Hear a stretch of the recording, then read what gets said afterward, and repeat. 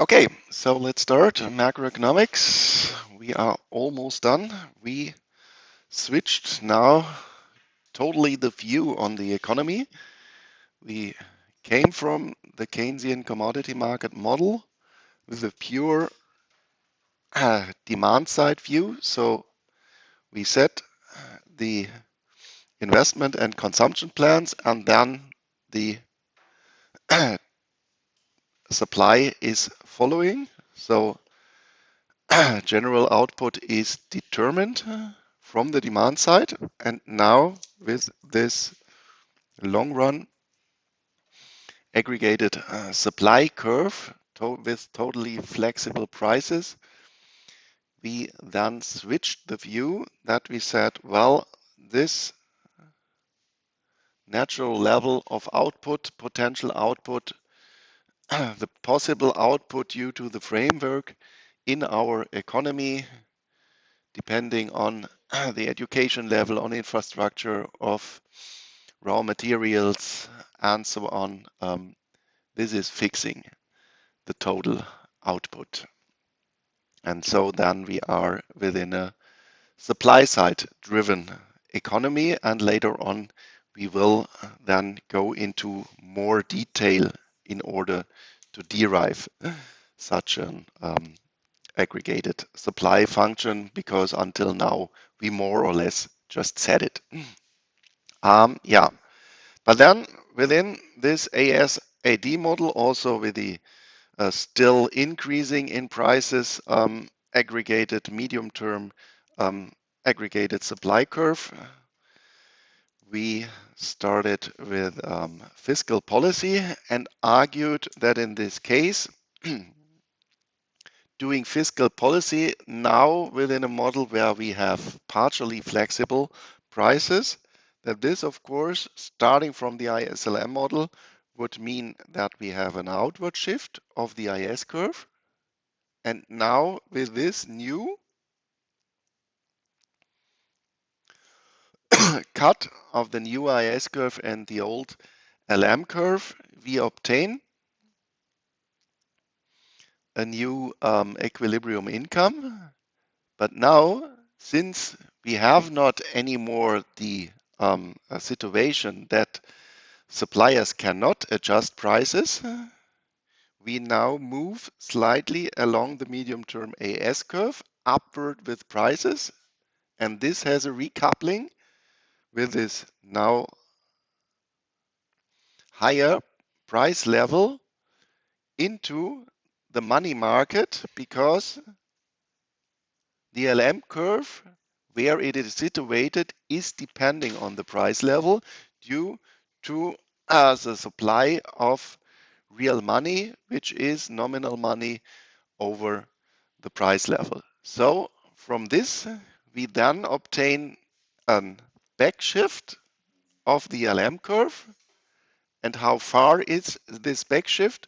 Well, it just coincides then with the cut of the new AD curve cutting with the AS curve. And then we can even go on and say, well, if over time prices go on starting to adjust, then we have to look at these vertical AS curve, and that in the end we go back to this natural level of output, and in the end we have only inflation. And this is then the neoclassical argumentation. Well, since we have done fiscal policy, let's move to monetary policy. So plus delta M. Again, at first we have to ask ourselves, in which curve do we directly find the nominal aggregate of money, and what happens to this curve?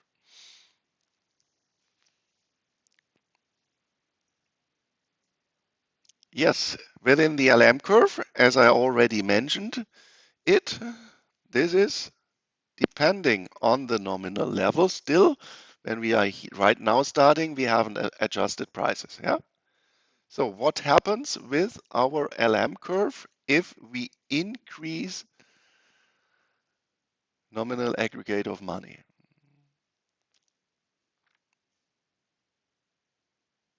Right now, we are only in the argumentation of the ISLM model. What has happened to this curve? This we have done last week.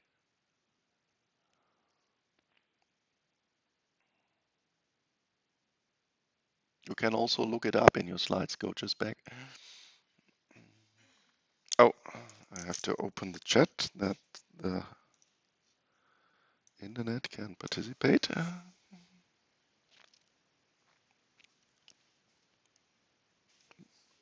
Yes, it shifts to the right. So first,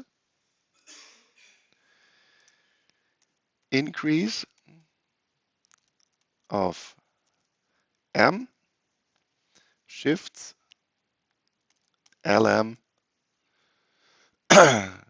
downward to the right. And if you draw it, move it quite away because we have then to go on. So this would be now our LM depending on M plus delta M. If prices do not adjust, we obtain this level of income. We go down in the price quantity diagram, Y1. This means the corresponding income to our initial price level corresponds now to this larger income. But this argumentation, again, think of the derivation of the AD curve, we have to do for every price level. So also this point is shifting to the right, this point is shifting to the right. Overall, we obtain a right shift of the AD curve again, similar to fiscal policy.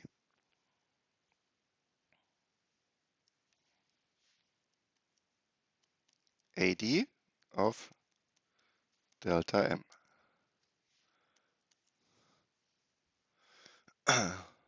This shifts also AD to the upward right.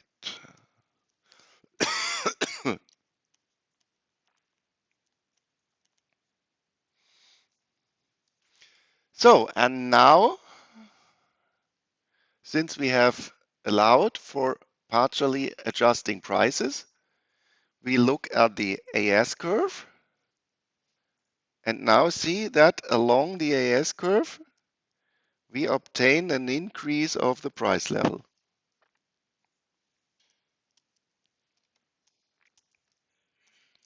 Along AS, we obtain an increase of price level to P1. Now again, we have a recoupling to the money market since the price level has increased. So in our upper diagram, what happens here? Oh, this we do not need. Oops.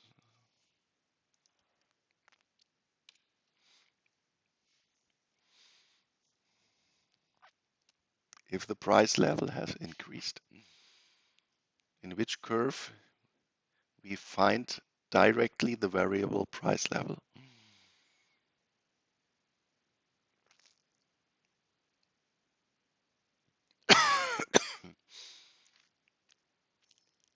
Yes?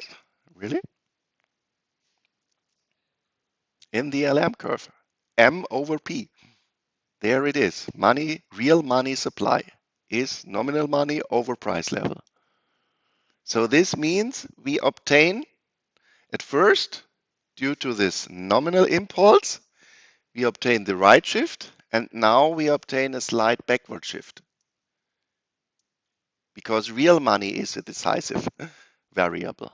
And since the prices has increased, this is somehow similar to the crowding out effect of fiscal policy in the ISLM model. There also we said, well, increasing G means we outward shift IS, but this means also that we obtain due to the LM curve an increase of the interest rate, and the interest rate, an increased interest rate means that the investment at the commodity market is decreasing. So some part of this fiscal impulse is reduced by the lowering investment level due to an increase interest rate. And here we have this impulse direct via an increase of nominal money. But since this now also means that prices increase, some part of this impulse is reduced by the increase of the price level. So this means we then obtain a backward shift. So first outward and then a backward shift LM of delta M plus M, and now depending on the higher price level. Maybe let's put in here also the price level. So P0 and P0. So fourth, this means a decrease of real money, M, delta M plus M over P1, and thus a upper left shift of LM. And how far? Well, that this just coincides with the cut of the AS and AD curve. So then this is delta Y of the ISLM model,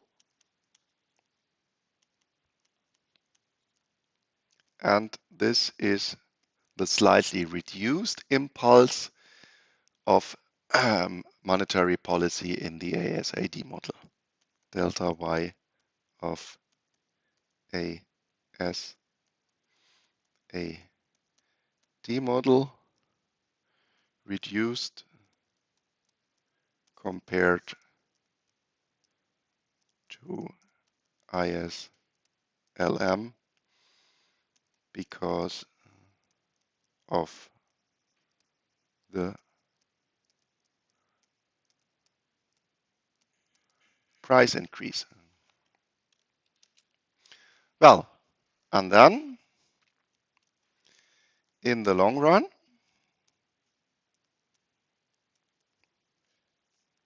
prices go on adjusting, and AS long, the vertical aggregated supply function curve is valid, and output is reduced to the natural output Yn, and only prices adjust to P2. So we are moving backward, and the medium term AS curve is shifting a little bit inward.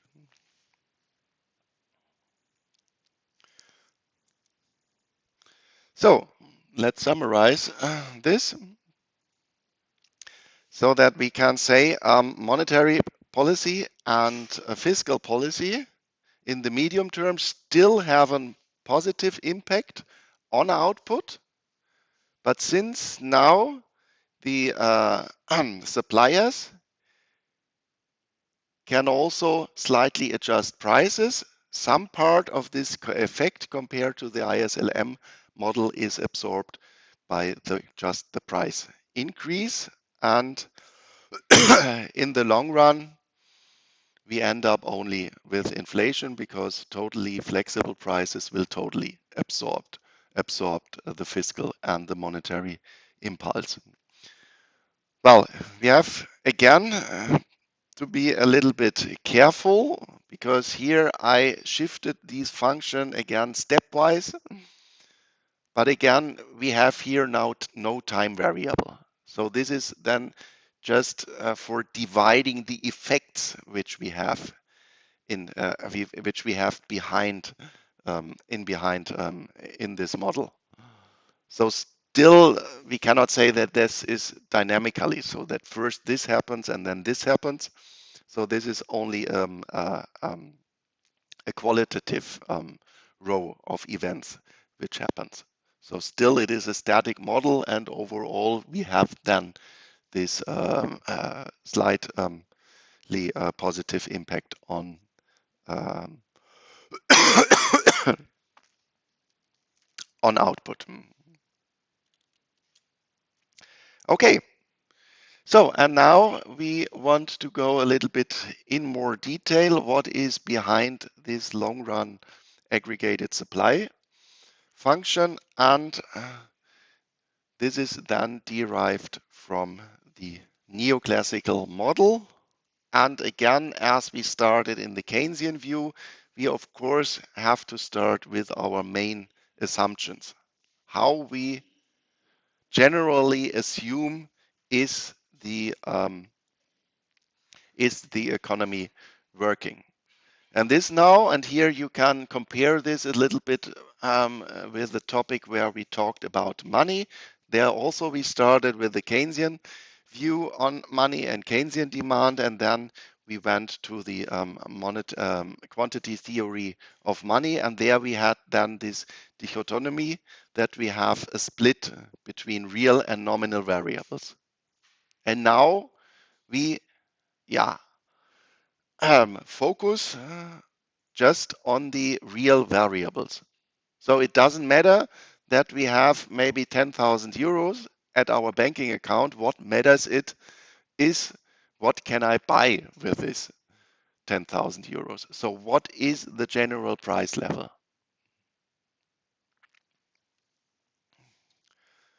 So only real variables define the wealth of the economy.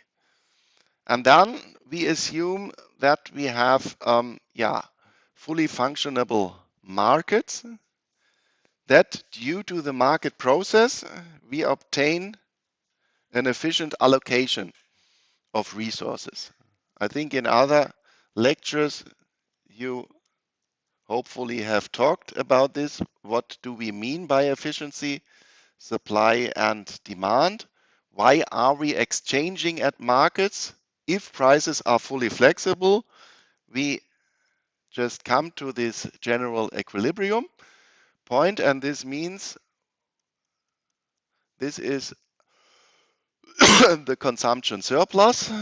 This is why are we better off from the demand side exchanging for this equilibrium price,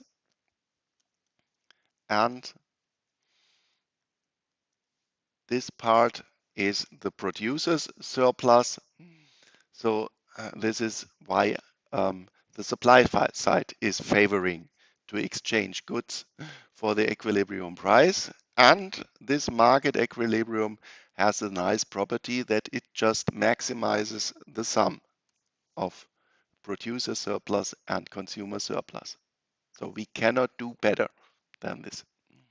And this we mean by an efficient allocation. Yeah, and remember when we have derived the demand function for money, then this now means that we primarily focus on money as a medium of exchange, just the transaction motive. It is just a good which we are using for the exchange of real goods. With money, it is just easier, but it is only in between this exchange process. Well, the two second ones, these are assumptions which, of course, we also make in the Keynesian view, that enterprises are profit maximizer and individuals are utility maximizer. And this now main assumption, we assume fully competitive markets. And this means automatically we move to the equilibrium. And this is possible, of course, when we have flexible, totally flexible prices. So really keep this now in mind. This is maybe one of the main difference or the two main differences between the Keynesian view and the neoclassical view is demand-driven, frictional prices, and supply-driven, totally flexible prices. So since we are taking now the view from the supply side, we have to talk in more detail about production. And I have already introduced a general production function. Think of the distribution side of income when we have talked about gross domestic product. There we ask what part of income is due to the capital input and what part is due to the labor input. And we formalize this now that we say, well, in general, total production is depending on capital and labor.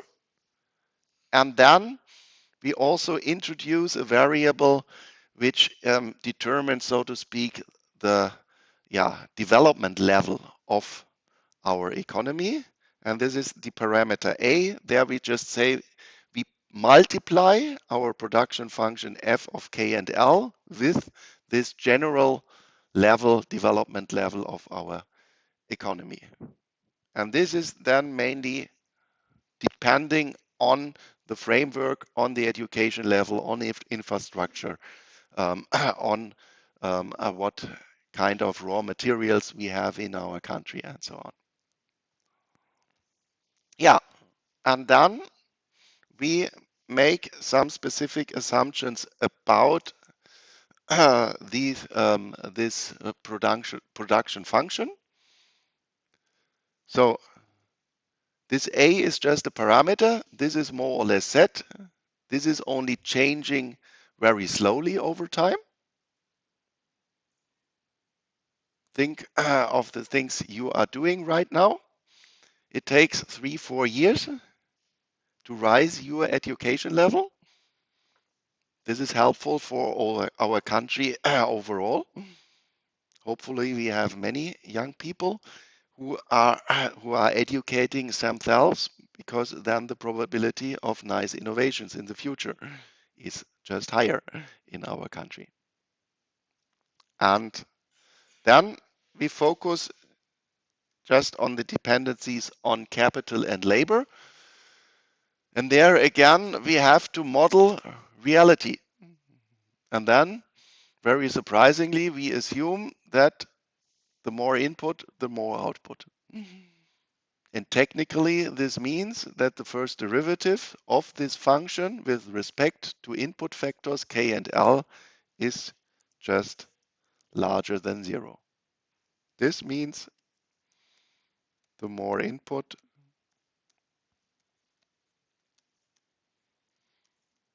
the more output.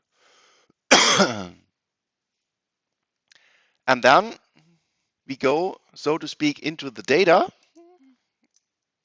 and then we see if the production level of a country is already quite high, then we see that it will be harder and harder and harder to still increase output if we increase input.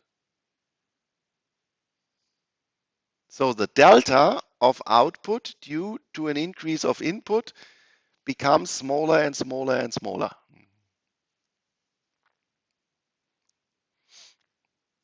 And this is my football argument. But I say to win the first time the championship is hard, but it is possible. But to defend the championship, this is quite harder. If you're already at this high level, it becomes harder and harder and harder. Not in Germany, there's always Bayern Munich taking the championship. But if you look at the Spain football league or to going to England, then you see it is quite hard to defend your title. And so also, if you have already a high production level, it becomes harder. So the delta is then decreasing in input.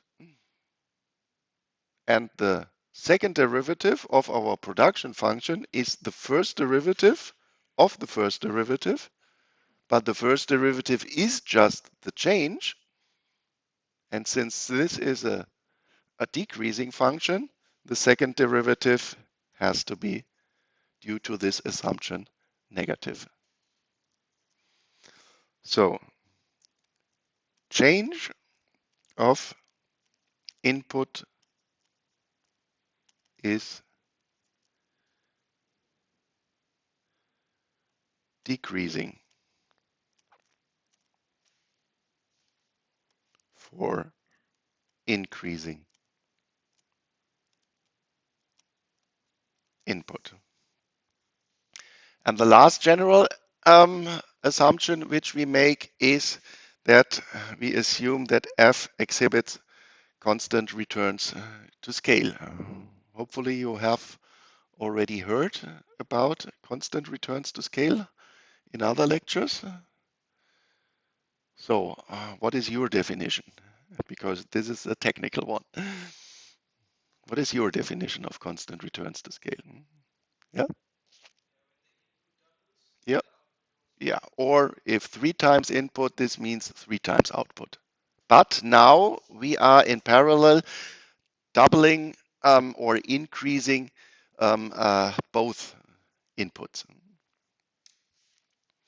So to speak, doubling input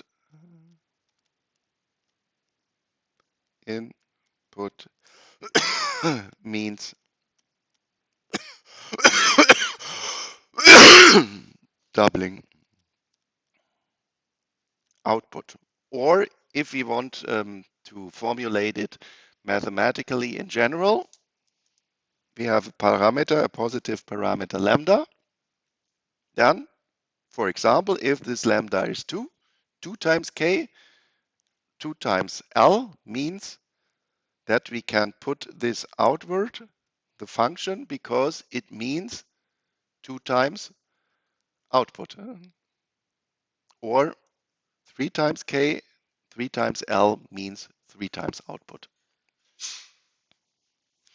And yeah, since you have talked about this general assumption, which we make very often in economics, hopefully my colleagues have explained why we make this assumption.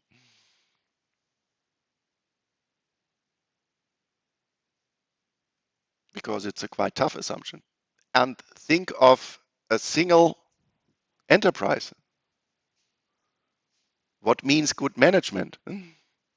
Good management means that I really search for possibilities where I don't find this, where I can increase over proportionally the output. Or think of mergers and acquisitions. Why are we forming two medium-sized companies?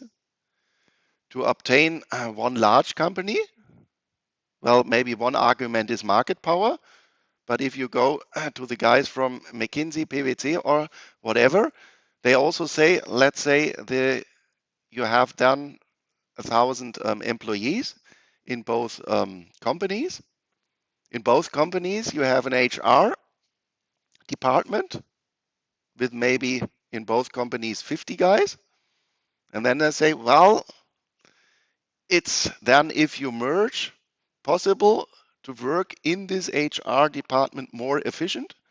Of course, it will be then larger than 50, but they give the advice then it's possible to produce the same output of services in the HR sector, now not with 50 plus 50 is 100, but maybe only 80 guys. And this is quite often the advice why it should be a good idea. And this then also would mean with less input, I can still produce the same output. And this means I search for situations where I have increasing returns to scale. Then I'm a good manager. But why then in economic theory I make this assumption?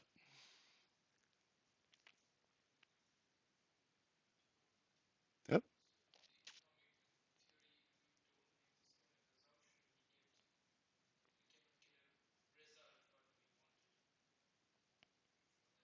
Yeah, well, we want to explain reality. So then it should be, if we make this assumption, then we should find this also in reality. Well, and right now, and my colleagues haven't explained, they just said we assume constant returns to scale, but I think academic education is about explaining. Yeah. Yeah, it depends then. It is now a modeling since we are here in this supply side view that with this production function in the end, this will coincide with potential output. But then we ask, yeah, in what kind of model we are right now? In the long term, in the neoclassical view, totally competitive markets and profit maximizing of firms. This is our target. And what is the profit maximizing level?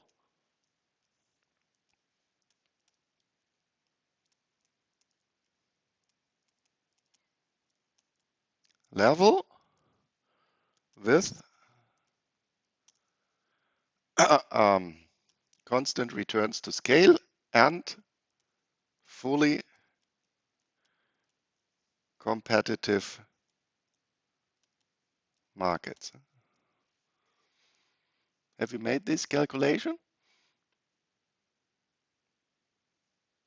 Well, then we can show that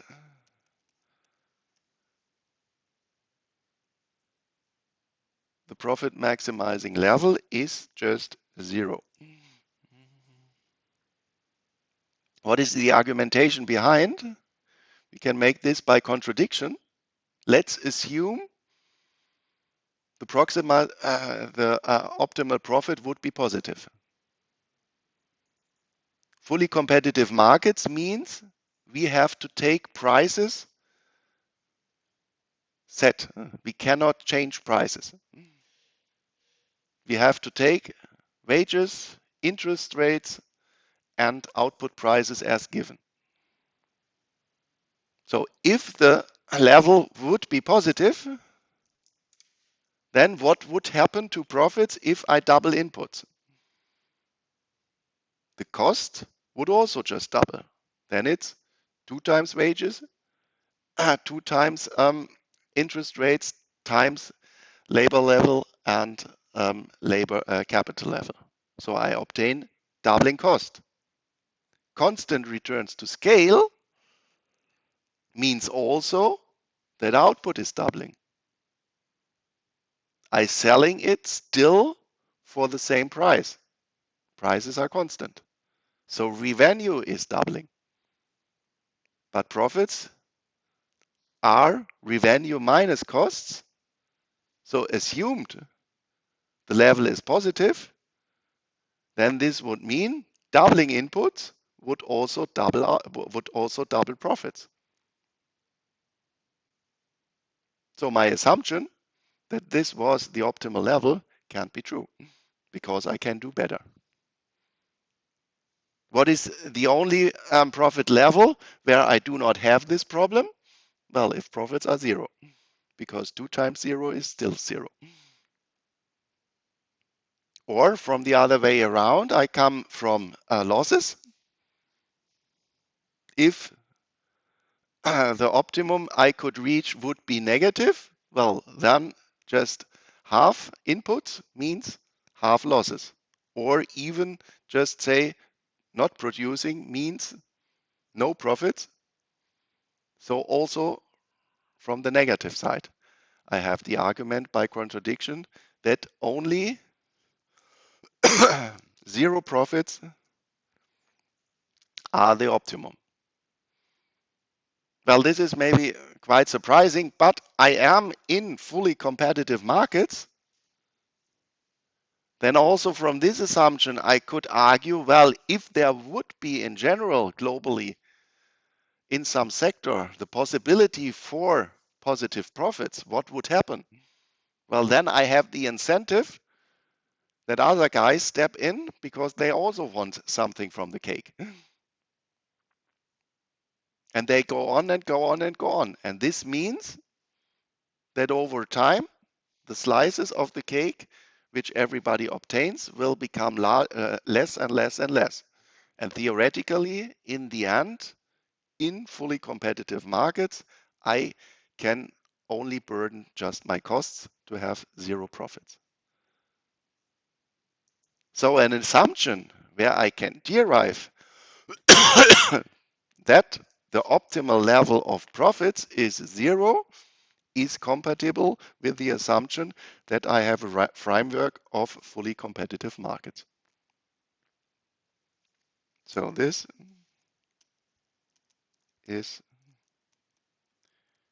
compatible with fully competitive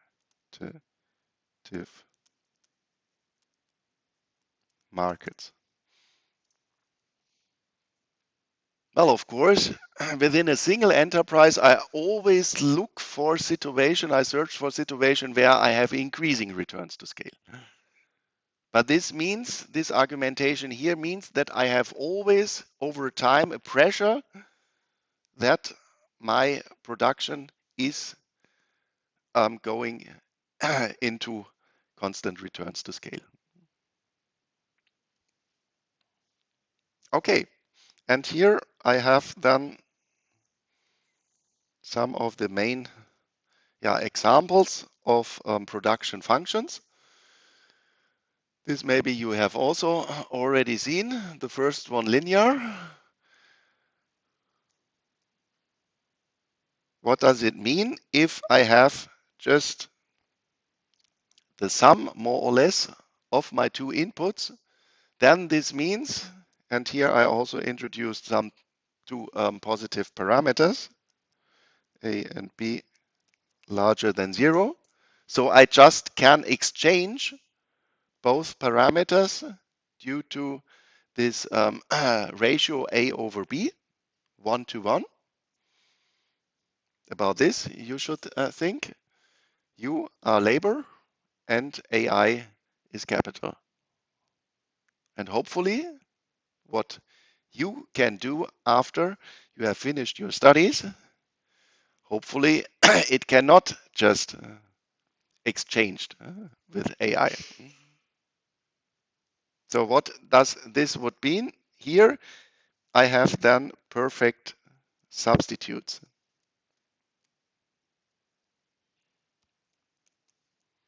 between the two labor inputs.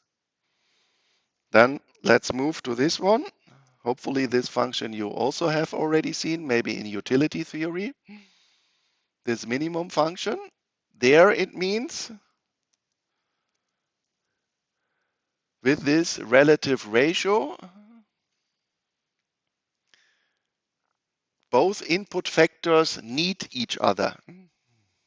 I cannot produce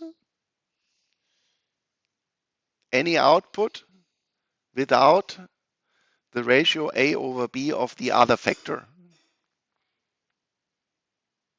And then I say, well, this would be quite nice that you are not a substitute to AI, but that your production function looks like complementary, perfect complementaries with the view on AI, so that you will be much better with AI. That together with AI, you really can produce a large amount of output. So this would be perfect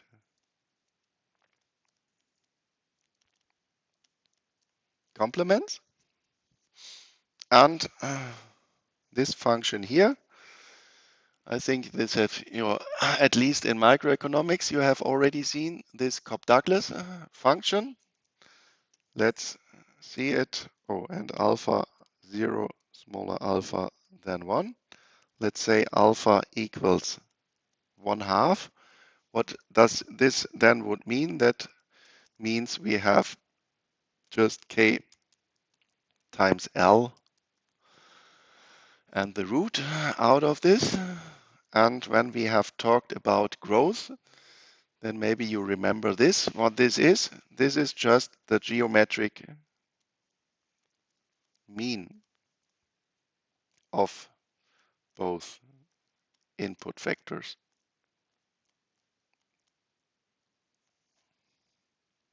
And if alpha is not 1/2, then you can just say that this is the weighted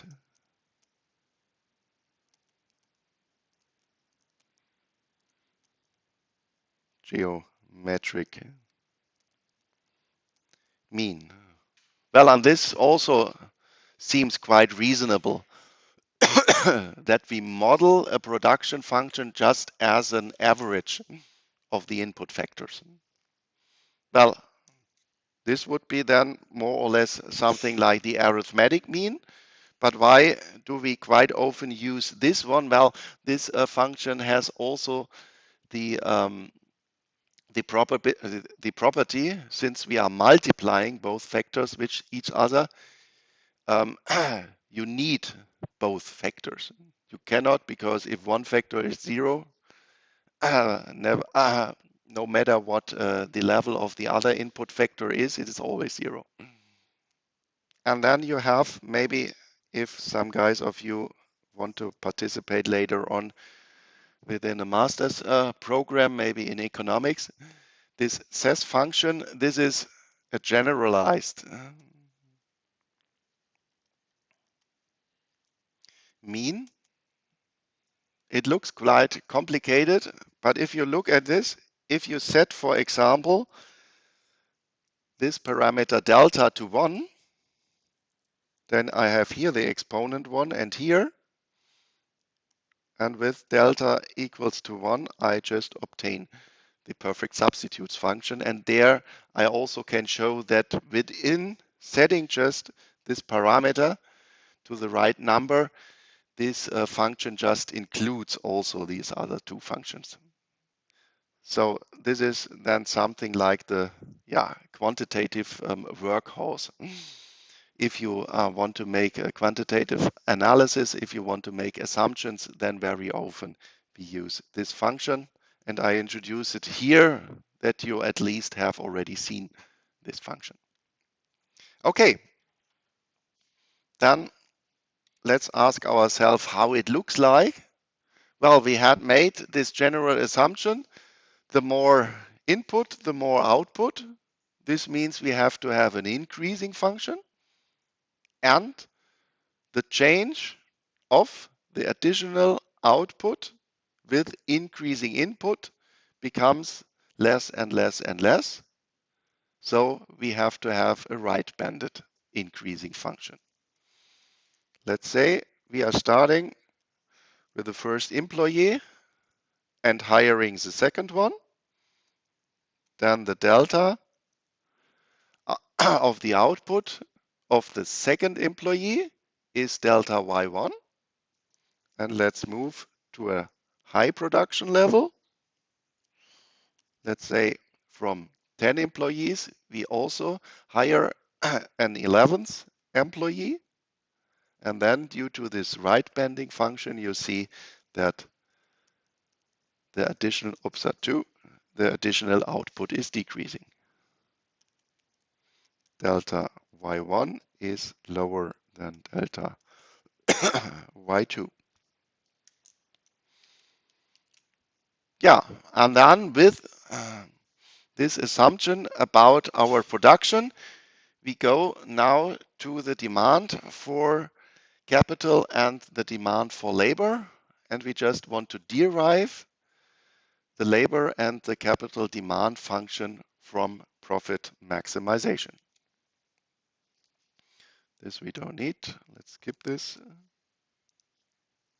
So let's start with the analytical way. So profits is just revenue, price times quantity, minus costs. Analytically, we are now focusing on the labor market, so we only focus on the labor input variable. What do we have to do analytically in order to optimize profits? Or in general, what do we have to do if we want to maximize a function? What are we doing then analytically?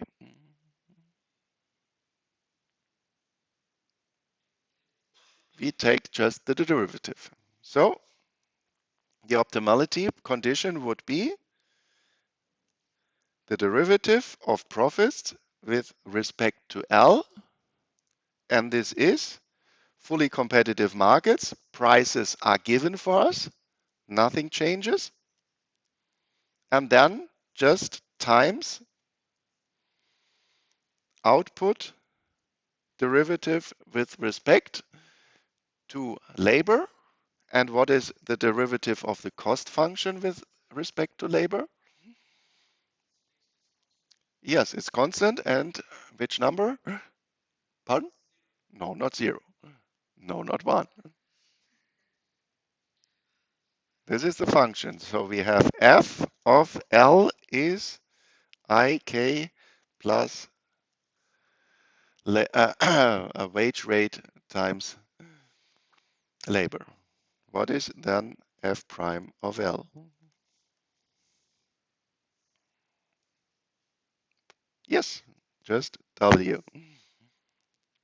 Okay, a fixed number times the variable. This is the same as f of x is 3x. F prime of x is just 3. Yeah, so minus W, and in optimum this has to be 0. So then we just solve for the wage rate. Then we have P times dy dl equals the wage rate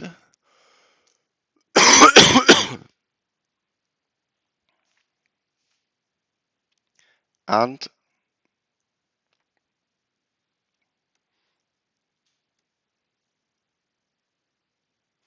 then we have here the value price times the marginal product of labor is just the price of labor is the wage rate itself.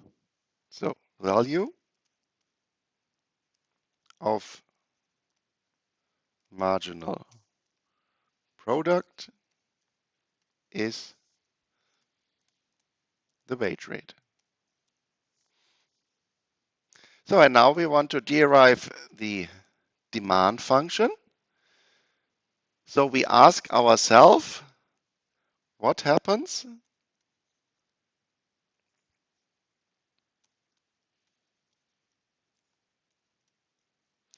due to the optimality condition to labor input L if the wage rate is increasing. So if this goes up, and this is a function of labor input, then we ask, how do we have to change labor input if the right side is increasing? Well, and then by assumption, we said the second derivative is negative. So we know that this is decreasing in labor input.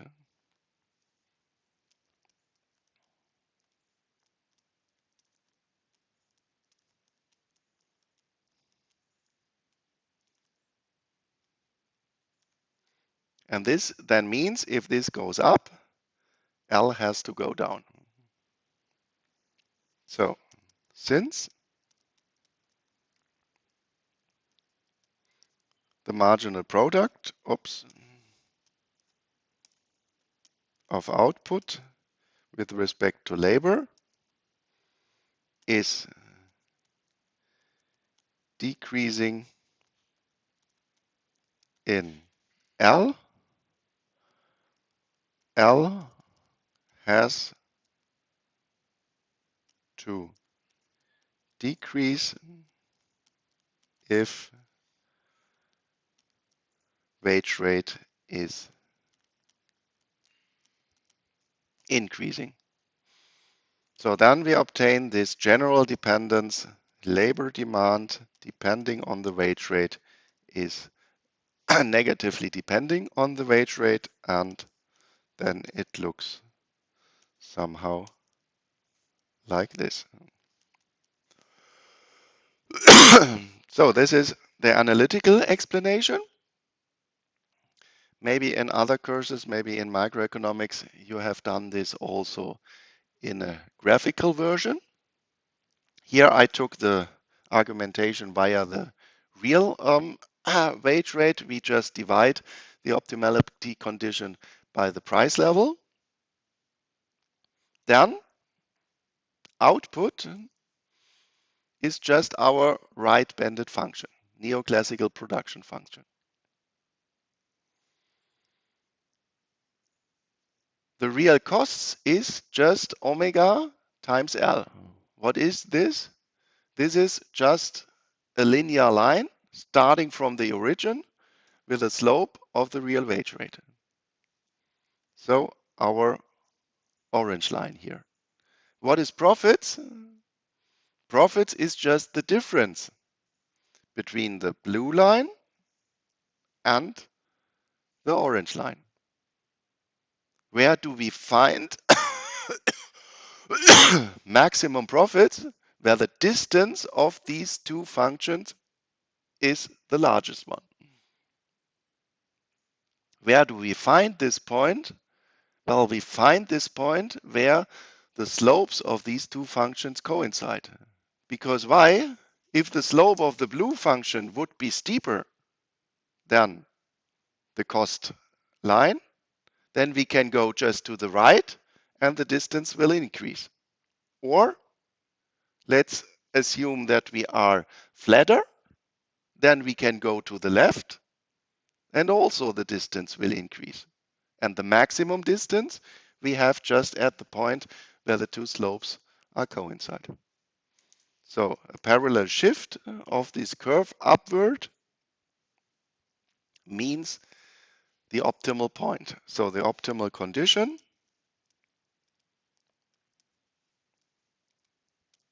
is then real wage rate equals marginal product. And now again, let's assume that the wage rate is going up. If price is still fixed, so if omega 2 is larger than omega 1, what we obtain, we still have a linear line starting from the origin, but which is just a little bit steeper. So it turns to the right, to the left.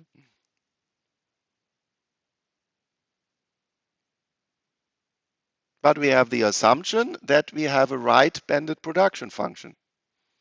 So still, the optimality condition is that the two slopes coincide.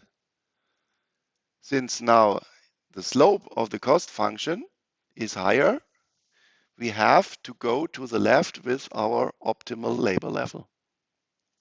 So again, optimality condition, omega 2,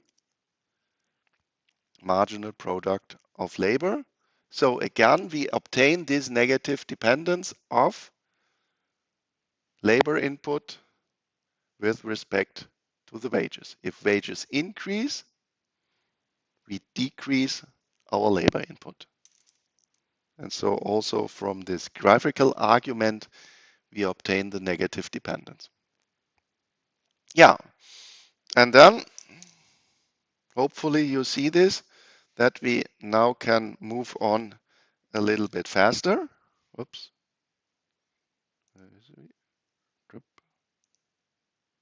There, this we don't need.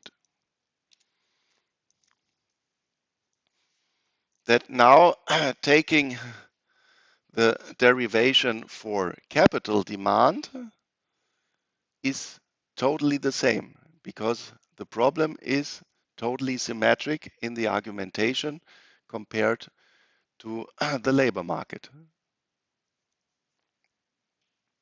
We just focus on capital, then optimality condition would be P or D pi with respect now to capital is again fixed prices times the marginal product of capital minus the price of capital, and this is the interest rate. I equals 0, so the optimality condition is P times y dy dk equals interest rates. Again, value of marginal product of capital equals price of capital, which is the interest rate. Again, what happens if I is increasing? If this goes up, this is a function of capital. Again, decreasing returns to scale in capital, so monotonically decreasing in K, then this means since dy dk of K is decreasing in capital, then capital has to decrease if interest rates I are increasing, and we obtain KD of interest rates with a negative dependence, or graphically IK, this again a falling line or falling curve.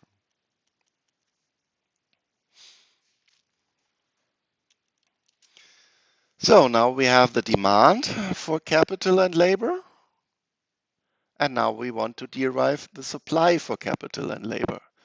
And who are the suppliers? In 3 years, you will be the suppliers of labor. You go to the labor market and you offer your time of labor. Well, and this we also, of course, can do here. Again, this I missed. The graphical argument again means optimality condition. The slopes have to coincide.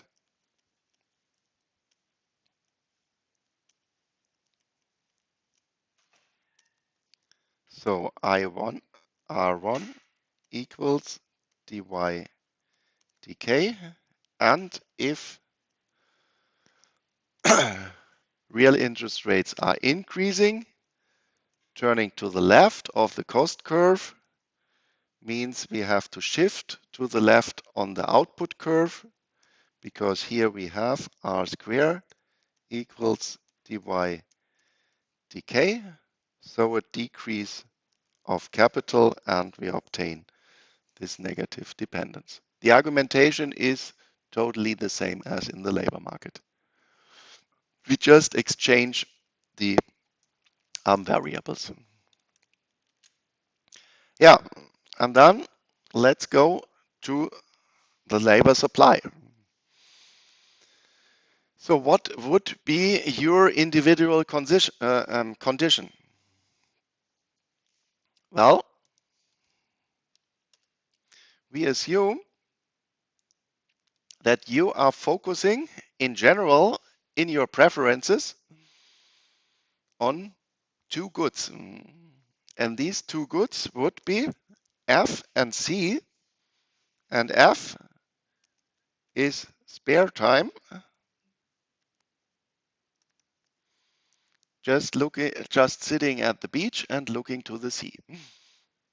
This is maybe fun for you, or go surfing. And what you also want to do, you want to buy a new pair of trousers. So you want to consume.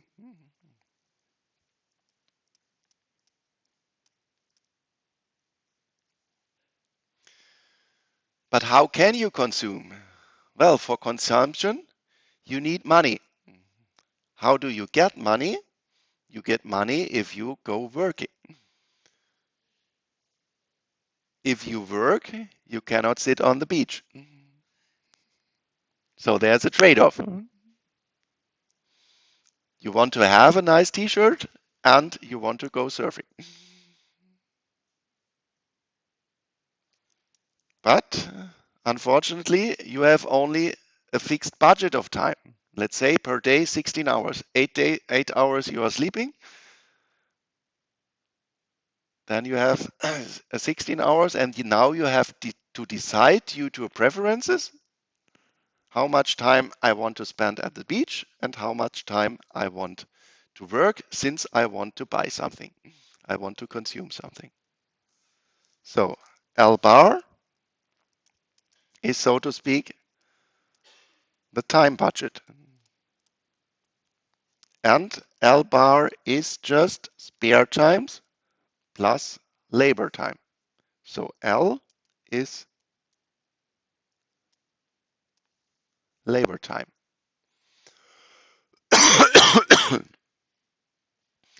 And so now I have a optimization problem that I want to maximize my utility depending on spare time and consumption, subject to the first restriction, that L bar equals F plus L, and the second restriction, that my total wage rate times labor, this we also need, wage, my total expenditure, I use it for consumption, prices times the consumption good. So P, price of the consumption good. So I have a second restriction, PC equals W times L. Well, and in most textbooks, you find then from this they start to calculate, and then for me and also when I was studying, then I thought, well, this is somehow, well, it is somehow a utility maximization, but it is somehow something new because now I have two restrictions and so on. And now I want, before I go on, that you remember what you have done in microeconomics.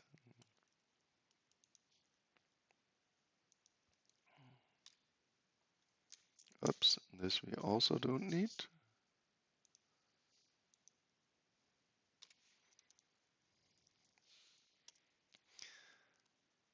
Household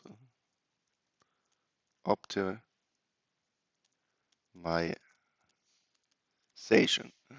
What have you done there? There you had a utility function, u of x1 and x2, with respect to a budget restriction m equals p1x1 plus p2x2. You remember this? So how did you optimize this? Well, you said from this you obtain your budget line, your budget restriction. You can translate this in your budget line. Here x2, x1, real incomes measured in the first good and measured in prices of the second good. And utility is graphically in these two dimensions represented by your indifference curve. And then you said, well, I want to move the indifference curve as far outward as possible. Your possibility set is everything what is under the budget line or lying on the budget line. Due to your assumptions on preferences, there you made the main assumptions more is always better. And from this assumption, you directly know, okay, I have to lie on the budget line with my optimum. And then you also made these assumptions of convexity. This in general was that you prefer mixtures to extremas. And this meant that the indifference curve from more is the better. You have a falling indifference curve, x2, x1 space, and from convexity that it is a left-banded curve. So, and then you argued, okay, my optimal indifference curve, I find just again, and this is as always, we have it in maximization or optimization problems, that somehow two slopes are coinciding. And here in the optimum, we have that the slope of the indifference curve just coincides with the slope of the budget line. What is the slope of the budget line? The slope of the budget line is just P1 over P2. This I can solve for x2 is m over P2 minus P1 over P2 times x1. So this is the slope of my line. How do I call this the slope of the indifference curve? There you have introduced this as the marginal rate of substitution. This is just the ratio of the marginal utilities. Maybe you have also done this, dx1 over du dx2. This is your optimality condition. So your problem was maximize u. Oh, here I have already written it down. So this is, oops, your problem. So, and with this, we now go to our consumption spare time. Oops, where is it? There. This I have to move back to our consumption spare time. Up. What's now happening here? So right now it looks somehow different. But let's solve this for L. From this we obtain P over W times C is L. Okay? And that I can better interpret this, I write this to 1 over W over P times C equals L.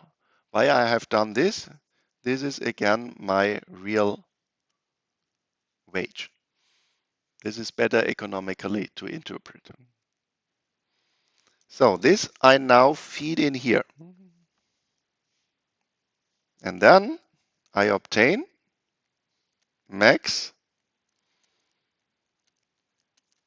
utility depending on spare time and consumption subject to L bar equals, and now I introduce a 1. F is also 1 times F plus 1 over real wage times C. And maybe you have already seen this. If we now remember the household problem, this was maximize U of x1, x2 subject to M equals P1, x1 plus P2, x2. And the nice thing we have now is we have only an exchange of letters. Let's say F is x1, C is x2, M is L bar, P1 is 1, x1 again F, P2 is 1 over real wage, and x2 again is C. And now we do not have to calculate anything anymore because we can just take what we have learned from household optimization. So let's go then in the x2x1 CF diagram. So for the optimal labor supply, we need the budget line. What are the cuts? The cuts is M over P1, M over P2, M is L bar, P1 is 1. So here we have L bar. Not very surprising. In our spare time consumption decision, at maximum, we could sit the whole day at the beach. So this is maximum time at the beach is the 16 hours. Or I can fully work the day. Then full time L bar times the wage rate. W over P. This is my utility function. I make the same assumptions. More is better. Transitivity I forgot, so that you have no contradictions. Also that all couples of CF and F you are valuing, and the convexity. Again, I have my optimum point where the slope of the indifference curve is coinciding with the slope of the budget line. Again, I have marginal rate of substitution equals now the slope of the budget line. The slope of the budget line is P1 over P2 in the household. P1 is 1. P2 is 1 over real wage. So 1 large line over W over P. This means I have to take just the inverse. So the slope of the budget line is then W over P. This is 1 over 1 over P over, oops, sorry,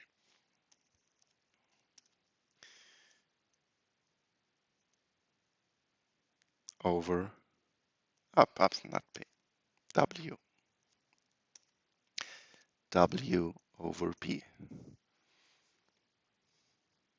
Okay, so, and then we are almost done, because now we ask ourselves what happens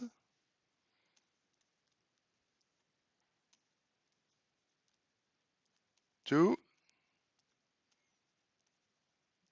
the optimum if the wage rate is increasing.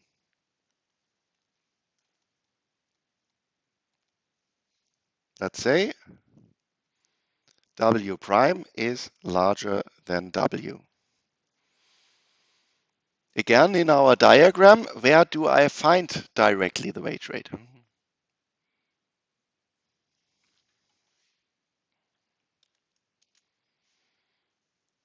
Idea? Yep.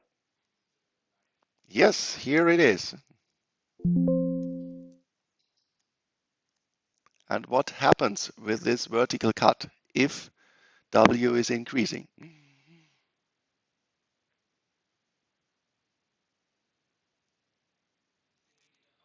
Yes, it's just an upward. This cut moves upward, but still we have the same total level, so nothing happens to this cut here.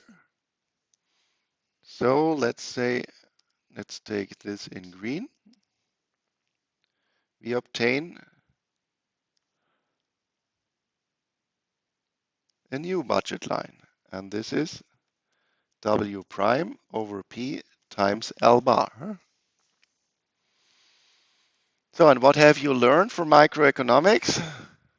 Well, now with respect to my starting optimum, now I have here a possibility to move a little bit more outward. This is my better set. But unfortunately, if I do not directly specify how this preference function looks like, I only know it is somewhere to the right, but I don't know where. So it's possible that it is maybe here, or it could be also here. But what does this mean? This is my starting optimal level of spare time. The spare time with a budget restriction defines also how much I work. L bar minus L star. So if I go to the right,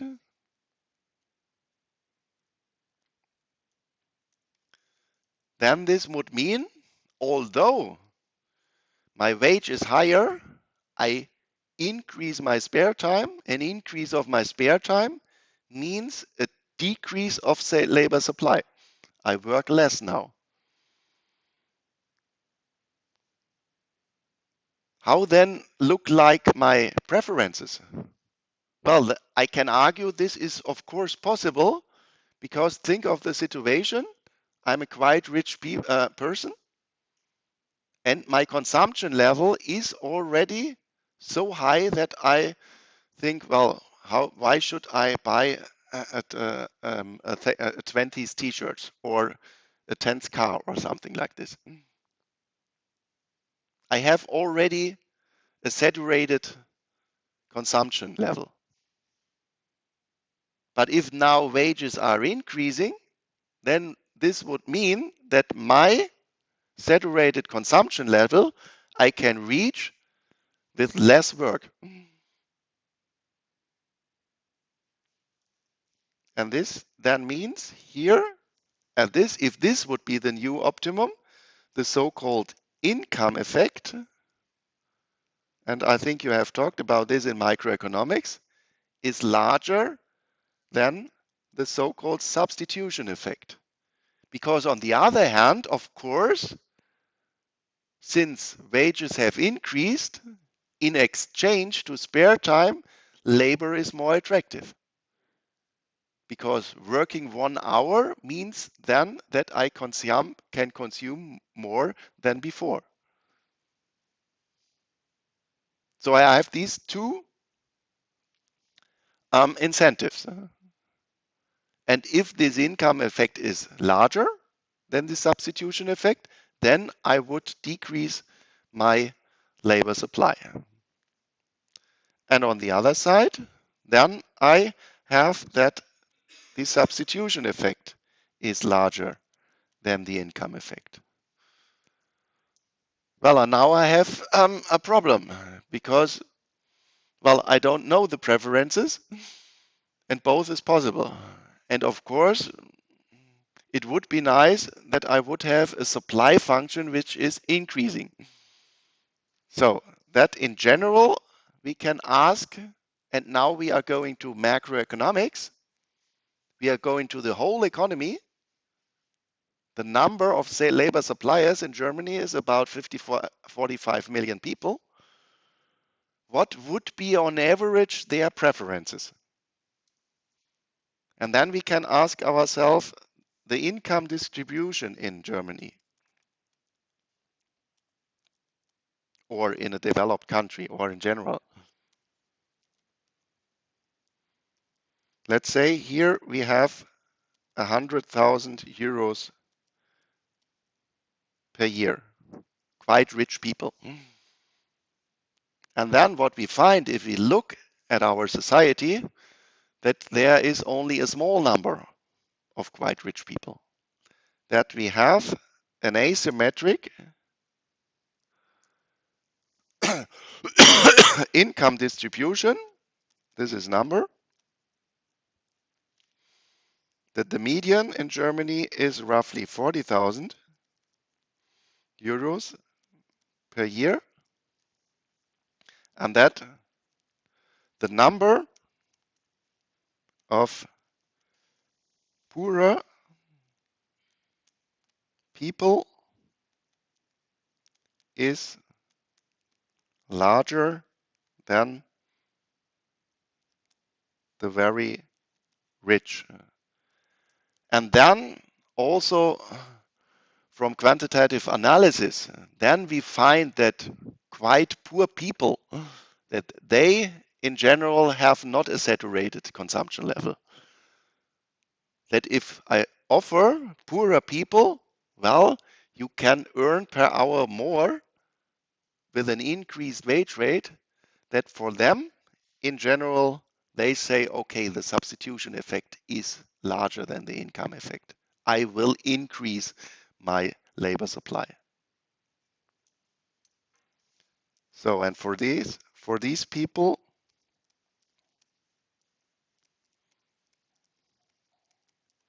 in general, we find substitution effect is larger than the income effect.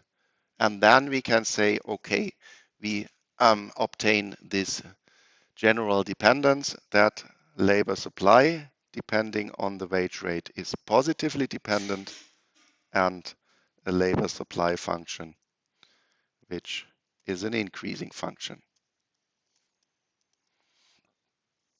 Well, I think in microeconomics, you have also said this may be also the law of demand, that the higher the price, the less I buy. And then maybe you argued that there could be some goods where also this income effect is larger, and especially if you take luxury goods. That you say, well, a Rolex or something like this, I only start to buy if it costs 6,000 or 10,000 euros. So we find this, but in general, we find the other property that we decrease demand if prices start to rise.